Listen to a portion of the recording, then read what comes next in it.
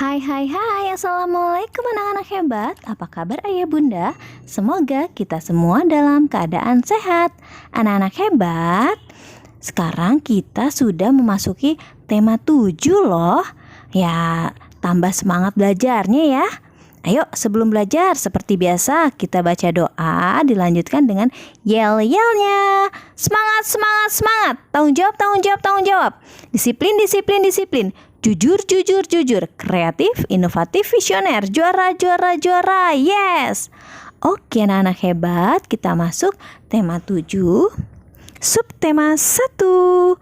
Kebersamaan di rumah.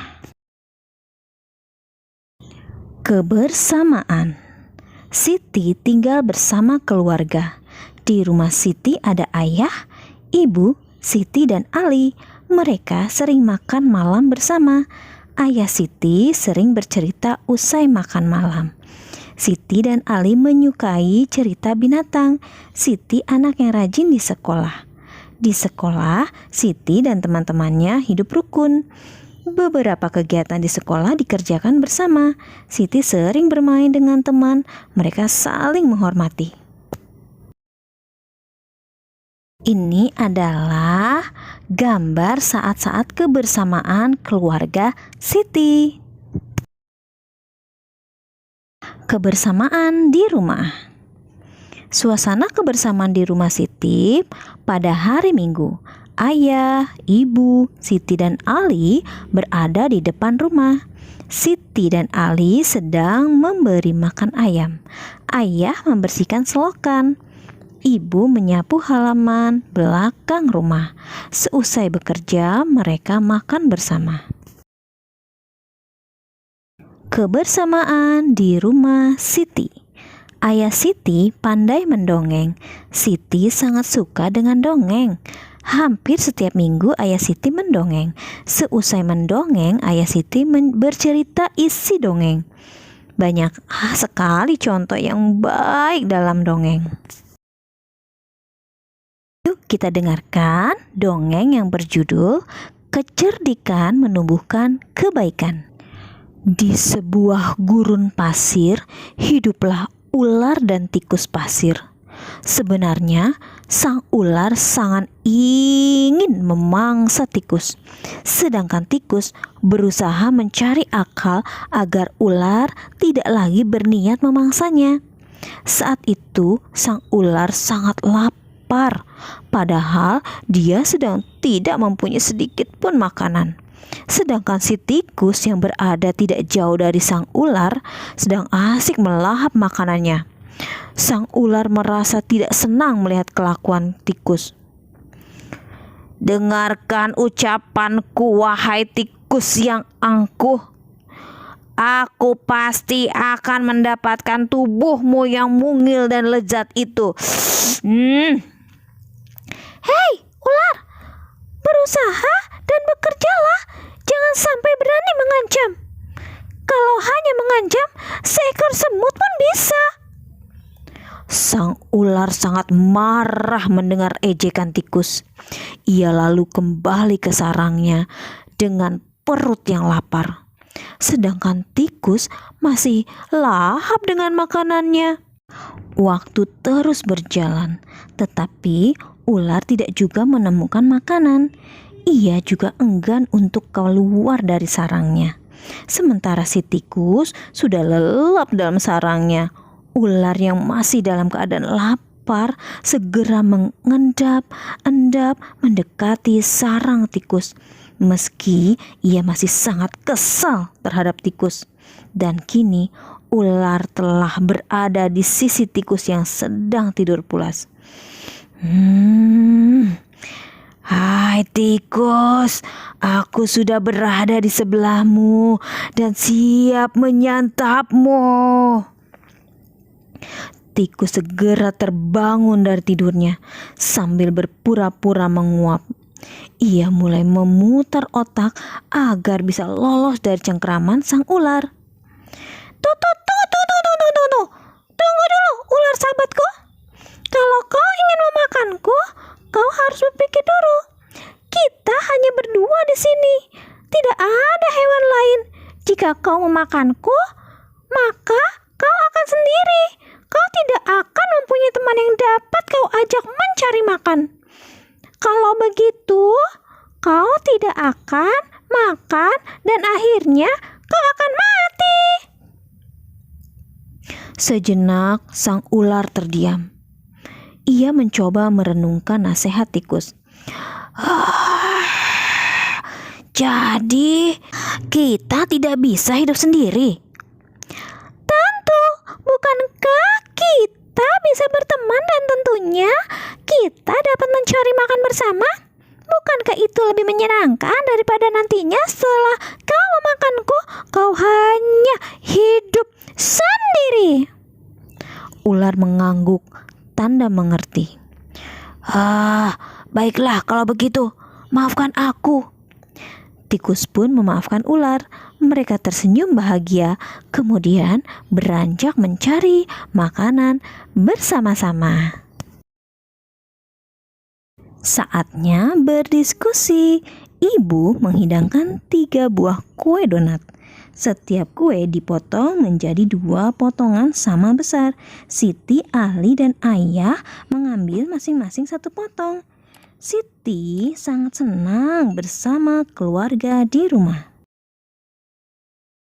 Anak hebat, kita belajar mengenal pecahan. Perhatikan gambar yang atas ya. Donat utuh dibagi 2 sama dengan setengah-setengah. Tapi beda dengan yang bawah. Donat yang bawah ketika dibagi tidak sama rata, itu bukan setengah. Hasilnya ingat ya, bukan setengah. Setengah itu adalah sama besar. 1 donat dibagi 2 sama besar. 1 bagian donat dari 2 donat tadi adalah setengah atau 1/2. Nah, anak-anak hebat, mengapa 2 bagian donat yang kalian lihat masing-masing disebut setengah? Karena masing-masing sama besarnya. Ya, mengerti anak-anak hebat?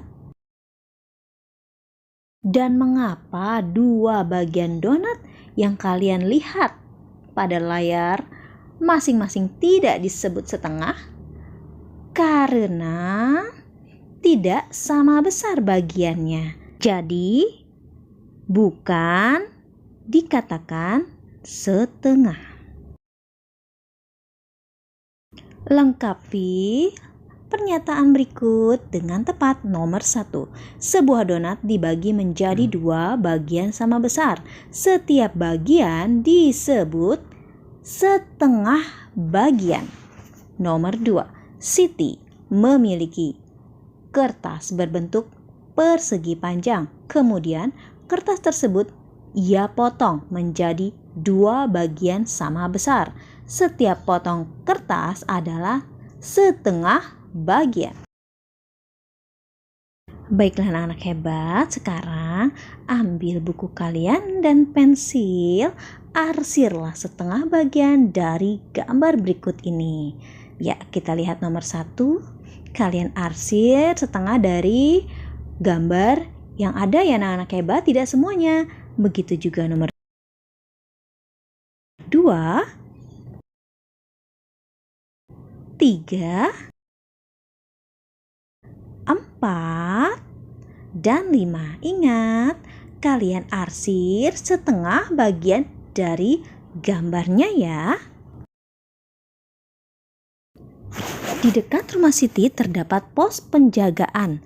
Di sana terdapat kentongan. Kita dapat membuat bunyi kentongan bervariasi.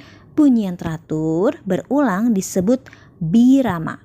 Pola kentungan birama 1, 2, 1, 2. Oke.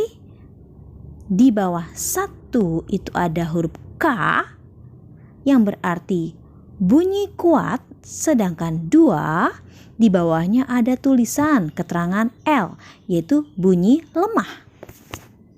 Baiklah anak-anak hebat, kita bisa loh membedakan bunyi kuat dan lemah. Tidak mesti memakai kentongan, tapi bisa juga dengan memukul-mukul meja atau bertepuk tangan.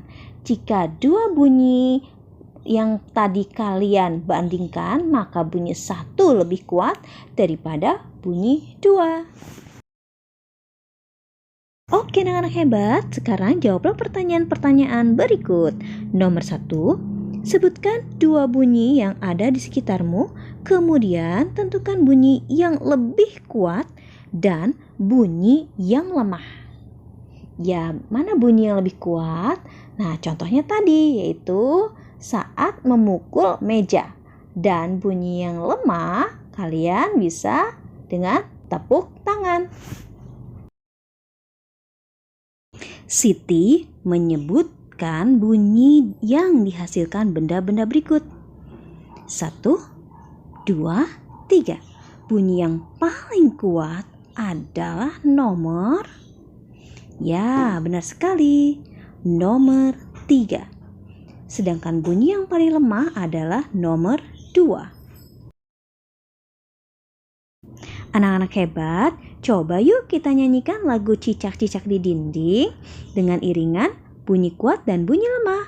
Bunyi kuat di bagian depan. Nah, misalnya irama dari kentongan dan tongkat kayu yang dipukul. Kalian juga dapat membuat irama dengan memukul meja atau tepuk tangan. Gunakan perlengkapan yang ada di rumah kalian masing-masing, anak-anak hebat. Nah, sebelum kita mempraktekkannya, coba kita nyanyi dulu yuk Cicak-Cicak di Dinding. Ciptaan A.T. Mahmud. Cicak-cicak di dinding, diam-diam merayap, datang seekor nyamuk, hap, lalu ditangkap. Nah, sekarang kalian praktekkan dengan boleh memukul meja dan bertepuk tangan sesuai dengan biramanya ya anak-anak hebat. Selamat mencoba. Tidak lupa untuk berdoa ketika kalian selesai belajar dan berterima kasih kepada ayah bunda yang telah membimbing kalian belajar hari ini. Tidak lupa juga untuk klik tombol subscribe, like, share, and comment. Wassalamualaikum warahmatullahi wabarakatuh.